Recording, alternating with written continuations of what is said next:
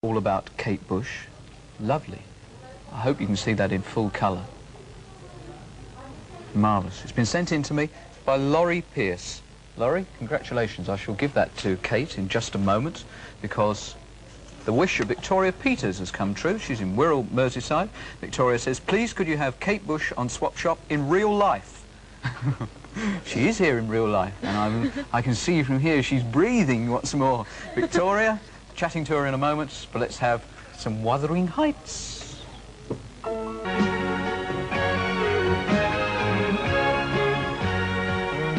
Wuthering Heights, of course, the number that brought my next guest to prominence last year, Kate Welcome.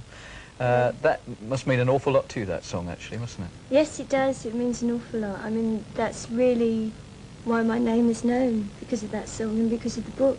Yes. How did the interest in the Bronte subject come up? Well, it was originally from a TV series years ago, and I just caught the very end of it. And it was like really freaky because there's this hand coming through the window and whispering voices. And I've always been into that sort of thing, you know, and it just hung around in my head. And the year before last I read the book, and that was it. I had to write a song about it. You know? When did you write the song? Because the record came out at the beginning of the year. Was it January or February? That's right, and I'd written the song in the summer before.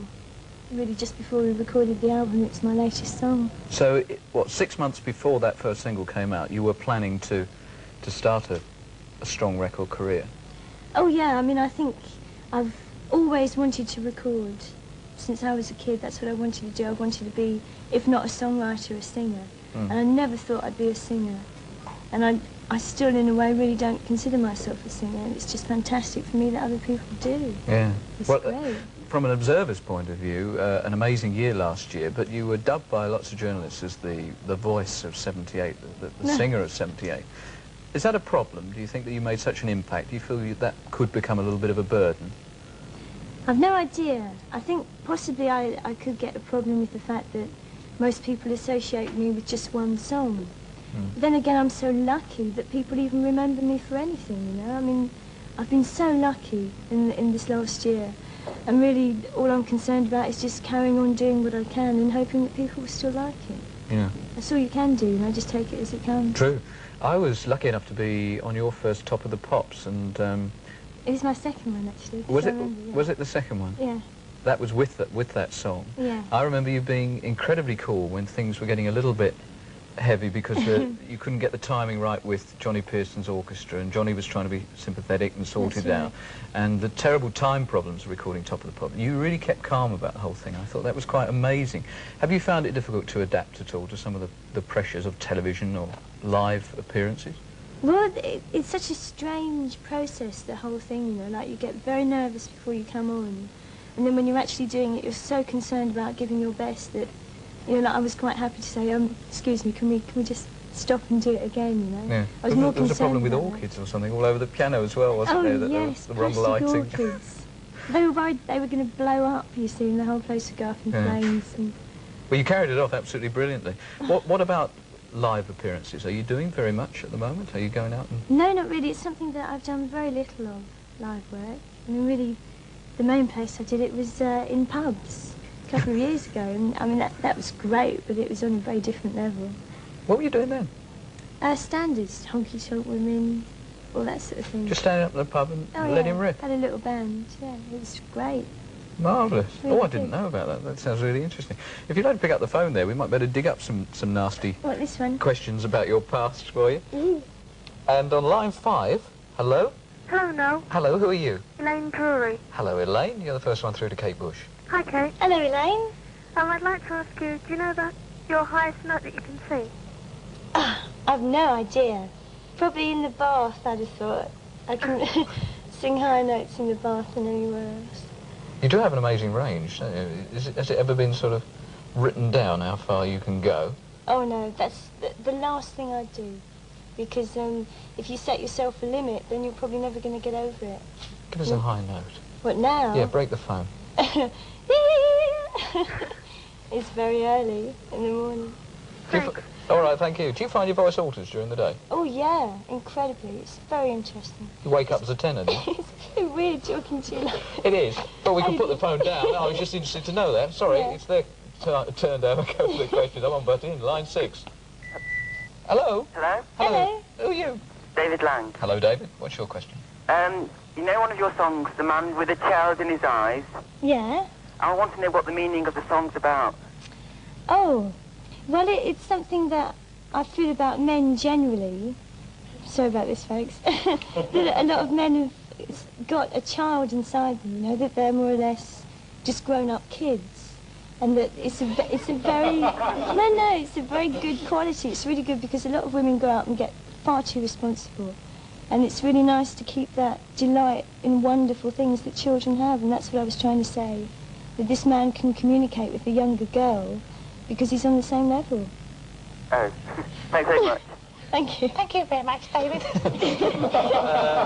Line 2. Hello? Hello, who are you? Martin Smith. Hello, Martin. A question for Kate, please. Hello, Kate. Hello. What would you be if you weren't a singer? Oh, dear. Probably working in Woolworths. Something like that. I don't know. Well, that's very good. You've just floored her completely there. Woolies are pleased, but when you were at school, were you aiming at a career of any sort? Well, yes, I was really into being a psychiatrist. And it's really good. I never made it, you know. Yeah. Well, that's a bit of an amazing answer, really. It's not the sort of thing you just drop by the side saying, well, I was going to be a psychiatrist. When the brain surgery fell through. Yeah, Thank you very much for the question. Thank you. Line 3. Hello, who are you? This is Kim Susan Neville. Is who? Kim Susan Neville. Ah, are there two of you there? No. Ah, Just the one. I thought I heard somebody else. OK, what's the question? I'd like to ask Kate, how long have you had your hair like that? How do you mean? You mean the colour? No, I mean the style. The style? Yeah. Oh, long time. I mean, it's just how it is, you know. It does what it wants. Oh, you don't do any special hairstyle? No, not really. I'd plait it. I'd put it in plaits. Oh, because I've tried to do that and it's always come out well. Oh, good. Wrongly. I think your hair looks really nice. Oh, thank you. I'm sure yours does. OK, thank you very much. Bye-bye. Bye Thank now. you. Bye-bye. Line 4. Hello? Hello, who are you? Monique Vincent. Would you say your Christian name again? Monique Vincent. Monique. Sorry about that. A very good morning to you, Monique. What's your question? Kate. Hello, Kate. Hello, Monique. Where do you get all those nice clothes when you sing? Do they put your real own clothes? No, I go and get them from shops. Normally antique shops, because like older clothes are just generally more interesting, you know? But I get them specially for the things I sing. I like your hair very much. Oh. Let the other girls sing this time. Thank you. Compliments flowing. Thank you very much for the call, Monique. Bye-bye. Bye-bye. Line 1. Hello? Hello, who are you? Sarah. Hello, Sarah. Hello, very good morning to you. And what's your question? I'd like to... Hello, Kate. Hello, Sarah. How young did you discover your musical ability? Cool. I'm not sure if that's something that you discover yourself, really. Since I was a kid, I've always been singing and playing the piano. And it was really only through the things that have been happening to me recently that I realised that I could actually do it as a living. Oh, I see. And also, what's your favourite of your records? What's the favourite? What, you mean out of all my songs? Yes. Oh, that's quite a hard question. I guess I'm pretty fond of Oh England, My Lionheart. Oh, yes. Yeah. Right, thank you. All right, thank you Yeah. very much. Thank you. You can put the phone down for a moment because I want to ask you a question and you'll say why we're hanging on the phones. The dancing is a very important part of your work. Can you just tell me a little bit about, you've obviously had training. What sort of training have you had? Well, I haven't really had that much training. The first thing I had to do was with Lindsay Kemp. And I just went to see a show one night. And it was incredible. I couldn't believe what this guy was doing on the stage. You know, like, he was completely demanding the audience's attention. As a mime artist. Oh, yeah, fantastic. And I was just in tears at the end of the show. And I went to some of his lessons.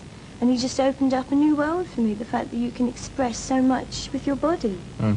And I thought, well, you know, maybe I can combine that with singing as well.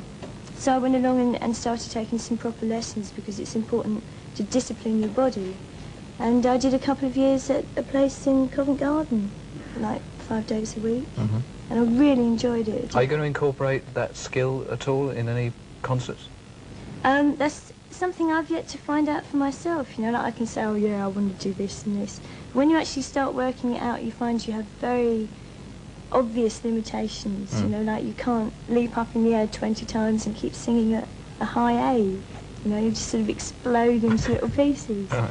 But I'm going to try and do something like that. I think theatre is a very important part of concerts. Great.